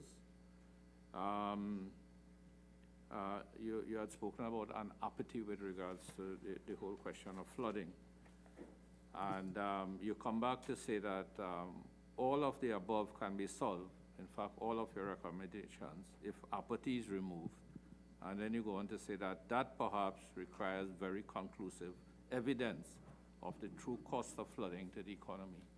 So I'm picking up a heavy emphasis on us being able to establish the true cost of flooding to the economy and the possibility of that, with that study, that being able to lift us up or make us realize in no uncertain terms, you know, that flooding deserves the sort of capital expenditure that has been identified in many of the studies. Are you aware of any studies being done in this regard to establish the cost of flooding to the country? Right. Mr. Chairman, no, I can't say that there is any study that I know of. I know of the various consultancies that have been established over the years. And each time they normally tend to go with structural measures. And each time the structural measures seem to be so expensive, the benefit to cost ratio is so small. And it is because there is always the uncertainty about whether they have been considering the full cost of flooding. And for that reason, you know, we go with study over study over study, and we commit ourselves to various expenditure with regard to performing studies, and the results are always the same. There is insufficient information to accurately determine whether this particular measure is feasible, economically feasible. And, you know, it just struck me that we perhaps are not ready when these, and most times the consultancies are from overseas, they come with a particular expectation that the information would be available and they would be properly able to do their work. And so, you know, it comes back to the critical importance for us to decide on getting the information, the data that we need, so that we can properly, you know, determine what is it that floods mean to us. You know, there are all sorts of things that we haven't considered, not least of which is the psychological trauma that it causes. And I'm sure there are techniques for us to factor these things in so that we can, you know, make some better assessment of these various measures that we propose. So even when we talk about rationalizing all of these studies that we have done in the past, without that bit of information, we are still unsure as to the effectiveness of these things. So that was really my concern. Okay, because one of the recommendations as well, or the issue is that you say the uncertainty about appropriate flood protection level for designing stormwater management infrastructure.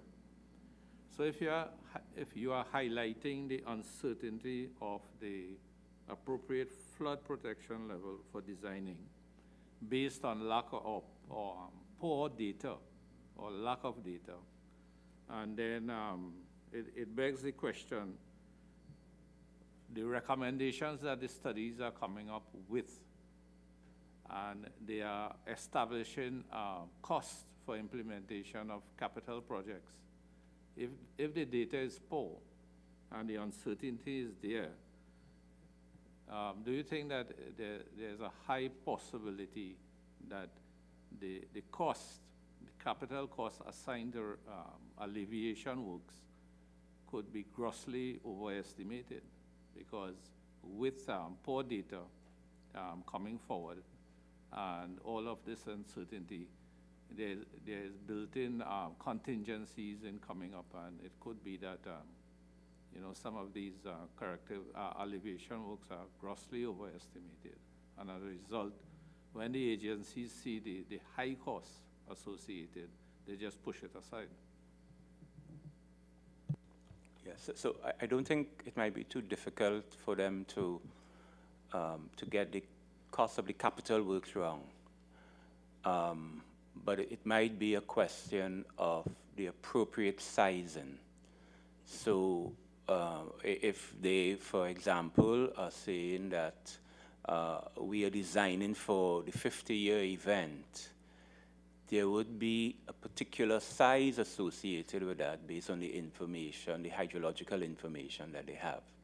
So the capital works, perhaps, and they would say that, we would need to store so much, and therefore the dam should be that high, and so on, and the embankments can, should be this much.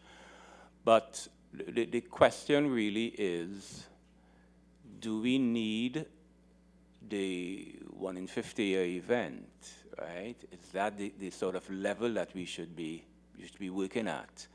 And if we are working at the 1 in 50-year event, what are the cost savings, what are the flood savings that we're going to get? And I think that is more the problem, identification of the savings that will accrue for that particular level of infrastructure.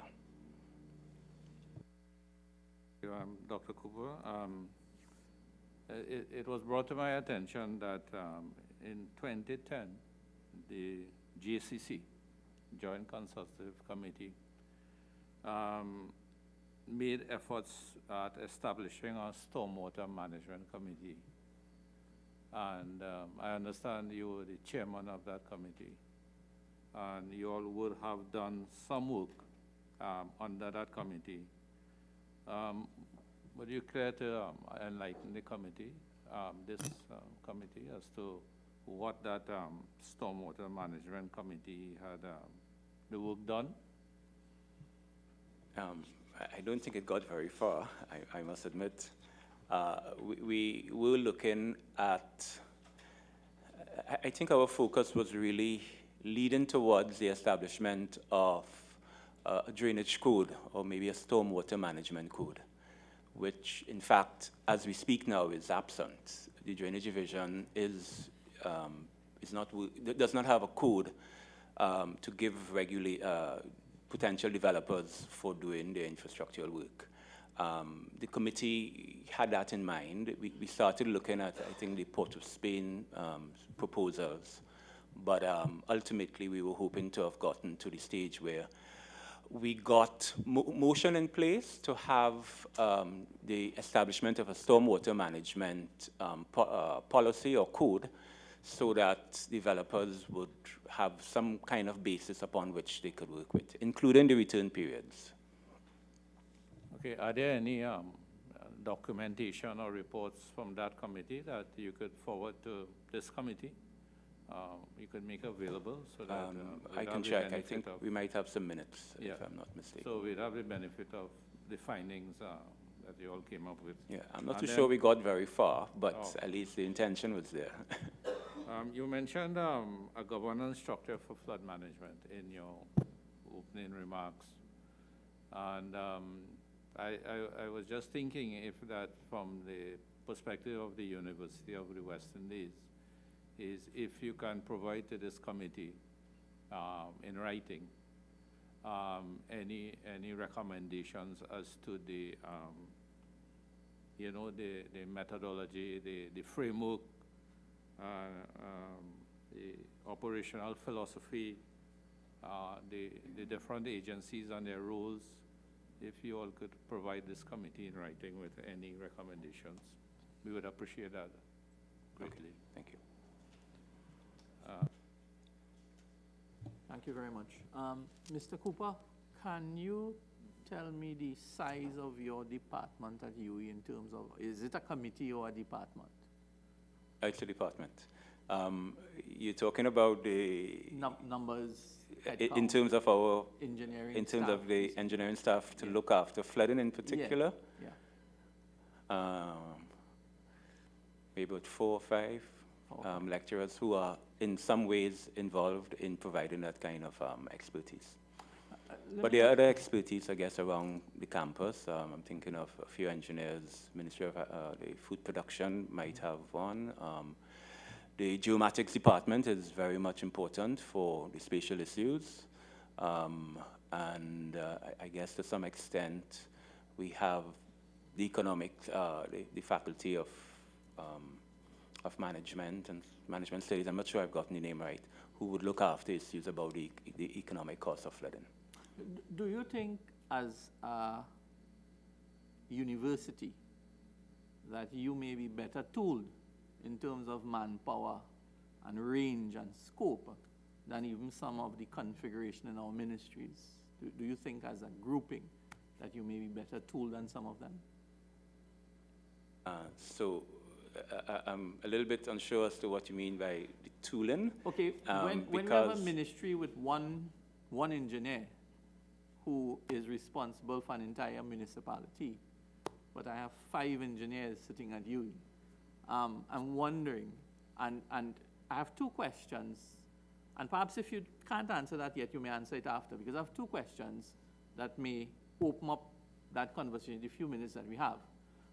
And that question, the first question is, and I know we have 2 or 1 climatologist here in charge of environment, and in nutshell, if you can tell the viewing audience here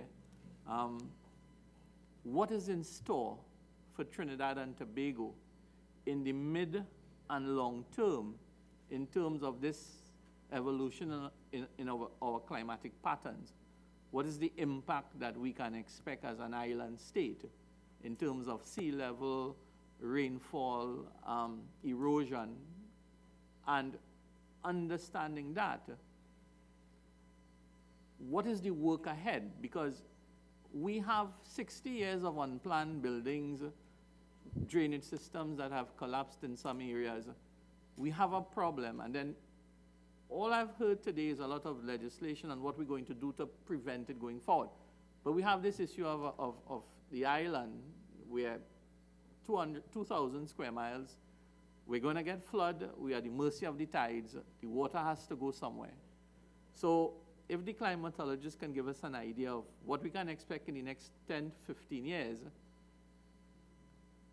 Mr. Cooper, the idea here is, if your organization is better tooled to help our ministries prepare for what's coming, that is what I want to know, because that is very important. Because if we keep hearing of manpower issues in our ministries, and you have resources and tools, and perhaps as a state, we can tool you even better because you have the manpower. Probably that will be the way we need to guide policy direction going forward to address the issues of the climate change that is coming. So perhaps the environmentalists who are in our ministries could probably just start, and you can follow. Thank you.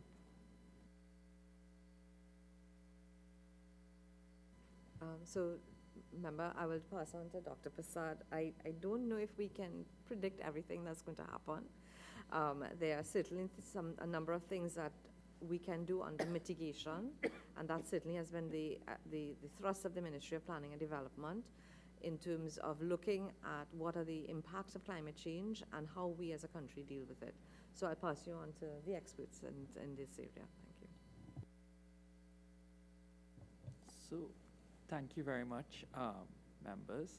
So we have conducted fairly recently, through a technical cooperation with the European Union, a climate change vulnerability study looking at 7 key sectors, which are the agriculture and food security, water resources, human health, coastal resources and fisheries, human settlements and infrastructure, biodiversity, the financial sector, including insurance.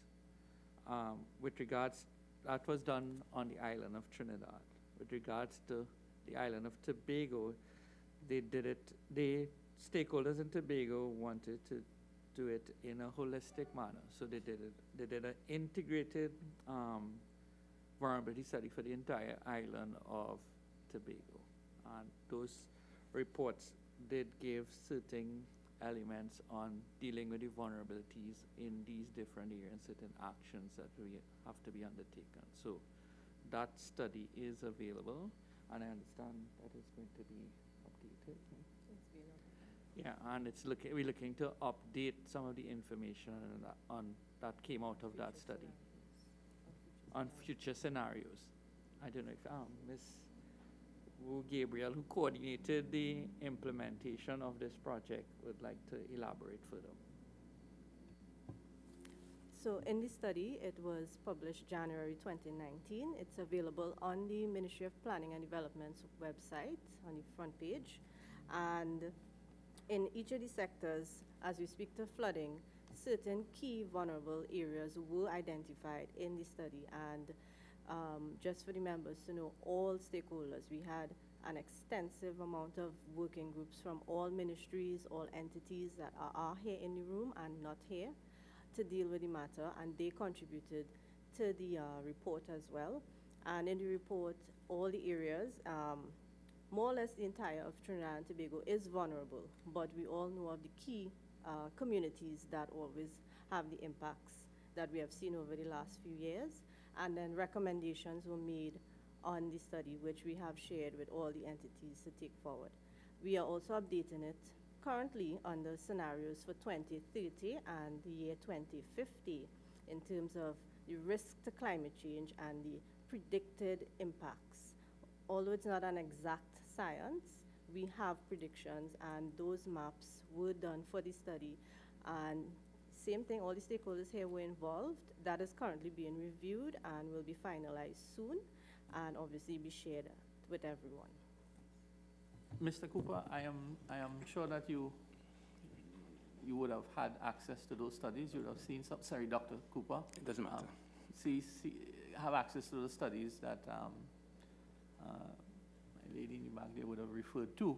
Have you seen those studies, those reports? No, not yet. Not as yet. Okay, because I've seen other studies. What I'm hoping to achieve at the end of this committee is that, knowing that these studies have been done, we need to do something with the water. The water is going to keep coming, and it's either we put it in a storage somewhere, in a pond, in a dam, or we put it under people's homes. Because we're not going to move communities from where they are. For instance, Mafikin has been there for the last 80 years. One of the recommendations I saw on the submission was that you move this community. Don't tell these people not going to move. Unless we get a court order and shackle them out, they're not going to move. How do we reduce the 12 feet of water that goes into Mafikin probably down to 24 inches?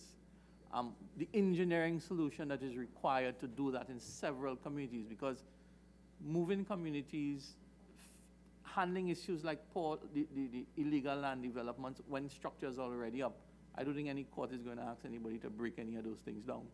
So the thing is, if we have these studies, 2030, 2050, and we don't have the resources from agencies like yours, where you have manpower, you have the training, you have more resources in terms of the study component, the technology component, probably that what is staffed in our ministries. What is your role in assisting the state in finding a technological solution to put this water somewhere? Because it's going to keep coming, and we can't move people and communities. We are locked in 2,000 square miles of land. So perhaps if you can just respond to that. Thank you. So I would not believe that it's only a technological solution, and I don't think you were suggesting that, because for one, the economics perhaps just wouldn't allow it. I think I mentioned at the start of the session that when we're talking of flood resilience, we're really talking about five approaches. There's the flood prevention, which is really trying to keep people away from the water. The flood defense, and I guess Ministry of Planning and Town and Country Planning would be looking at that, and even the flood hazard maps, that is identifying the areas that are prone to flooding. And if we have the opportunity, we can try to avoid approving development within these particular areas.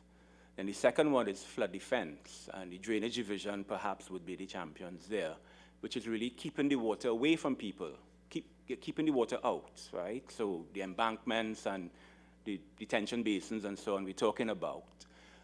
That is perhaps, I think that is mainly our emphasis now. They're expensive, and we perhaps would have to look at having that as one part of our tool, but not the only one. Flood mitigation, which is perhaps lifting homes, providing the opportunity for people to have sandbags when it is so required. The rural development and local government would be that kind of agency. Then there's the preparation, which is perhaps the most important one, because if we are caught with a case where we just cannot move people, we are not prepared to move people, then there is the issue about having an early flood warning system and having a well-thought-out evacuation plan so that once the warning has been issued, persons are able to respond in an orderly way. And again, that is a local government responsibility. And then the other one is how do we recover after that, and opportunities for, in fact, doing things differently. With respect to the department, when I said we had 5 engineers, it's not to say that we are waiting and doing nothing, of course. We have our teaching duties as well. But the department can provide, I guess, some kind of assistance with respect to perhaps customizing programs that might be required, either most probably at the tertiary level, the postgraduate level, where there are particular needs, and you know, the various ministries would want to get that kind of expertise. And then we have opportunities, of course, for providing research. And of course, the best research would be coming from persons who are actually working there, and they have their particular problems that they wish to solve. So, you know, they come to the department, and the department will provide the adequate supervision. Perhaps we will get the tools required for doing models with, you know, with good hardware facilities, powerful computers that are able to do the simulations. And I guess the other thing is being part of the development of the flood hazard maps, where we are able to perform our hydrologic and hydraulic analyses to provide, I guess, better quality and more accurate maps. So I'm not too sure if I answered your question. Yes, you did. And I just want to close off with a comment from my part, in that I would like to see the University of the West Indies play a more crucial role in assisting the state in finding solutions, not only for flooding. We are laden with problems in this country. And we have the finest minds at the University of the West Indies. And if I have my way as a member of this committee, in terms of when we file a report, I would like to see the state move up this 0.25% of investment in the UE in terms of research and development, a more substantial value. Because I see, when you look at other countries, the roles that their universities play in finding solutions going forward and even assisting with national policy development. And I would like to see the UE play a more substantive role in solving some of the problems for this country. Thank you, Mr. Chairman. Thanks very much. She has a question in connection with... Oh, I thought you... Okay. Thank you, Mr. Chairman. I just wanted to ask Dr. Cooper, how would, or what impact would a drainage code or stormwater management policy or code have on our flood management and control in TNT, given the experience that may have taken place in other jurisdictions where you have that kind of policy or code in existence? Dr. Cooper, before you answer, Mrs. Jennings Smith, was your question to Dr. Cooper as well? No, if you want, you could ask the question. If it's to him, at the same time, so in the No. time we have, he could probably No, my respond to both question- questions. No, my question, I became very intrigued by the fact that Ministry of Planning and Development had done a study which was circulated, and it was very interesting to hear that it didn't reach to the eyes of the Faculty of Engineering at the university, and I wondered what guided your studies. Because I looked at the flooding in Greenville and other places, even in the city, and there is one catchment area, and I'm certain that the Ministry of Planning and Development would have pointed out some of the vulnerable areas. And an interesting study done like that by the Ministry of Planning. How come it didn't reach to the attention of your department? So I really wanted to bring up that and to ask you what guided your studies in terms of helping Trinidad and Tobago, when I know that the Ministry of Planning and Development is the agency responsible for all planning and development and everything that has to do with our country, Trinidad and Tobago. So what really guide your activity, and do you share it with the Ministry of Works and Transport, and do you have a relationship with the Ministry of Planning and Development? Okay, so Dr. Cooper, Yeah, we're just challenging you to, because we just have probably about 3 or 4 minutes, so Okay. if you could work within that. Thank So you. maybe I can answer Senator Mark.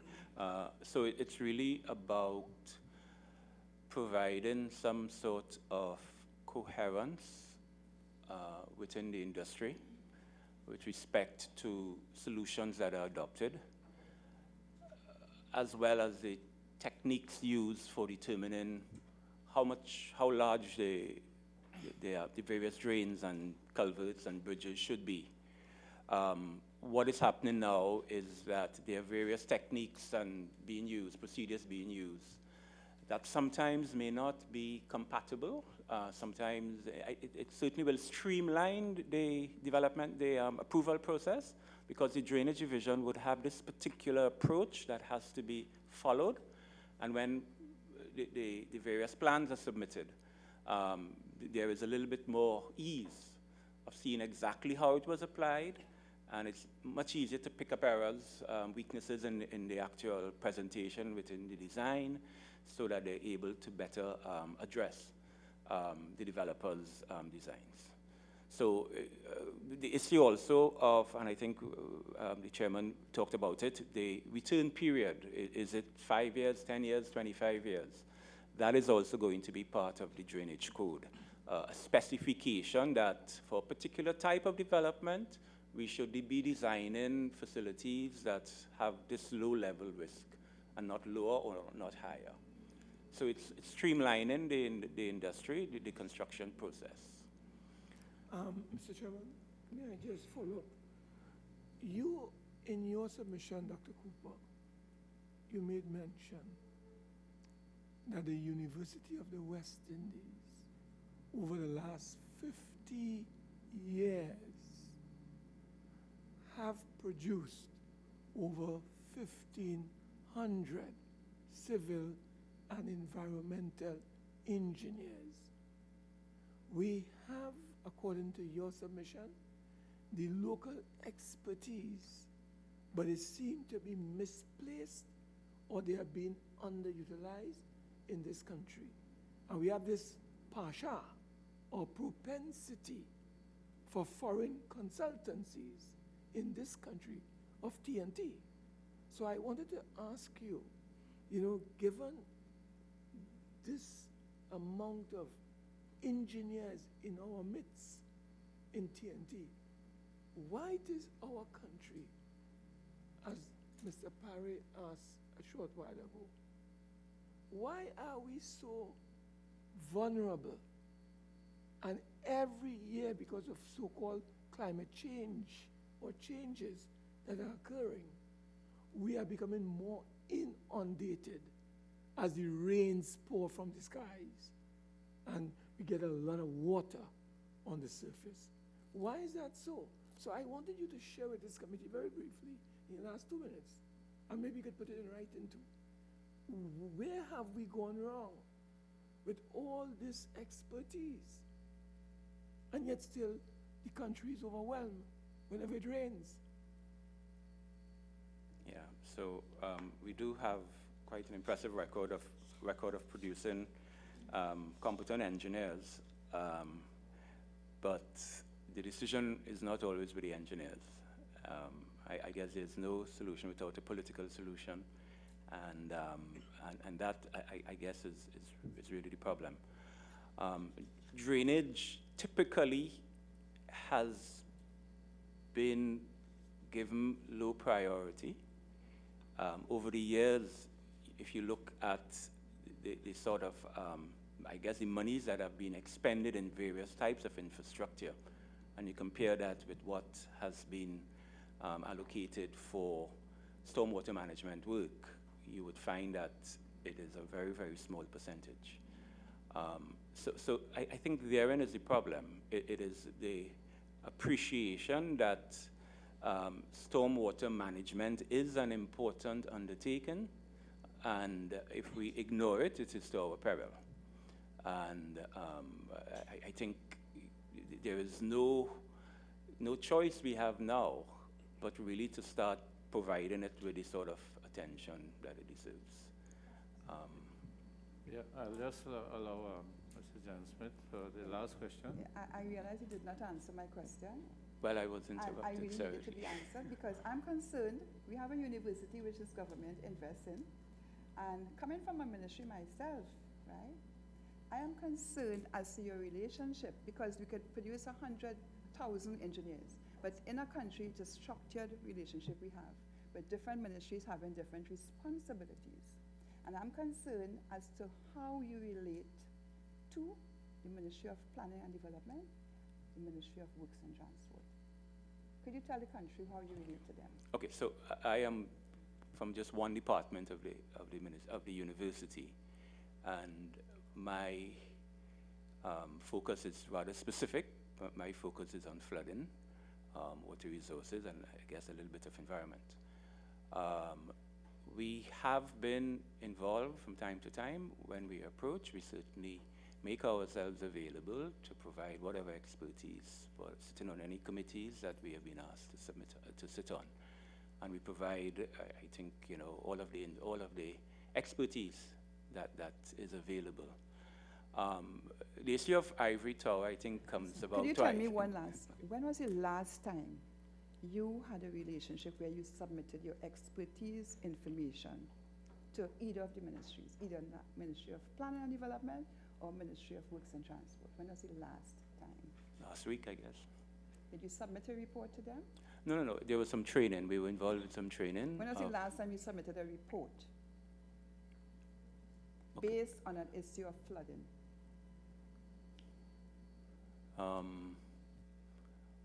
Well, submitted is the issue. We would have done collaboration work. We would have collaborated with the Ministry of Works. We are involved now on a particular problem dealing with the Caroni River, and that report, in fact, will be submitted very soon. So to answer your question, we are very much involved. Okay. Okay, I think in terms of closing comments, I'll not invite that because we are really at the end of our time. But I'd really like to extend our thanks on behalf of the committee to all the officials who are here. I think you will realize, that I think the committee is trying to really get a complete picture of this, the challenges that we face with regards to flood mitigation, flood alleviation, and everything that goes with it. And other than the question of enforcement, there's legislation and the hard part of it, the structural part of it overall. And I think we recognize that the studies are focused a lot on the structural part, but now we are looking at a whole integrated approach to this present problem. And with all that the ministries and the agencies have going on, you have this additional work now coming up with all of these things. And but I trust you would appreciate that the intention of the committee is genuine. We are looking to really find solutions to this tremendous national problem that we have. And I want to assure you that the time spent and your responses and your attendance at the inquiries is definitely going to have a positive impact on the report that is formed to be laid in the Parliament. And it definitely is a tremendous contribution to this exercise. So I'd like to thank you all again for being here. I'd like to thank all members of the committee.